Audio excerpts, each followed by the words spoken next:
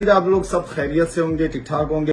IPL থেকে Bangladeshi pacer Mustafizur রহমানকে দলে নেওয়ার পর আবার বাদ দেওয়ার ঘটনা নিয়ে এবার খেপেছে পাকিস্তানের সাবেক তারকা ক্রিকেটার শহীদ আফ্রিদি। লাইভে এসে তিনি এই ঘটনাকে ক্রিকেট বিশ্বের জন্য লজ্জাজনক বলে মন্তব্য করেন। লাইভ বক্তব্যে শহীদ আফ্রিদি বলেন, মুস্তাফিজকে দলে নিয়ে আবার বাদ দিয়ে দেওয়া ক্রিকেটের চেতনার সঙ্গে যায় না। তার ভাষায় এমন আচরণ পুরো ক্রিকেট বিশ্বের জন্য খুবই লজ্জার। আফ্রিদি বলেন, ভারত এই পরিস্থিতি শুরু করেছে আর ওদেরই এটা শেষ করতে হবে, না হলে ভবিষ্যতে অন্য দেশগুলোর পক্ষ থেকেও তাদের সঙ্গে চলাচল বন্ধ করে দেওয়ার মতো পরিস্থিতি তৈরি হতে পারে। বাংলাদেশের অবস্থান নিয়েও মন্তব্য করেন এই সাবেক অলরাউন্ডার। শহীদ আফ্রিদির মতে বাংলাদেশের নেওয়া সিদ্ধান্ত সাহসী এবং সঠিক। তিনি বলেন, ক্রিকেটে শুধু টাকার দাপটে চলতে পারে না, সম্মান আর ন্যায্যতাও থাকতে হয়। লাইভে আফ্রিদি আরও ইঙ্গিত দেন, আন্তর্জাতিক ক্রিকেটে যদি খেলোয়াড়ের সঙ্গে এমন আচরণ চলতে থাকে তাহলে খেলাধুলার পরিবেশ ক্ষতিগ্রস্ত হবে।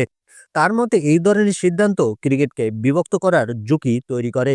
শহীদ আফ্রিদির এই বক্তব্যের পর সামাজিক যোগাযোগ মাধ্যমে শুরু হয়েছে ব্যাপক আলোচনা।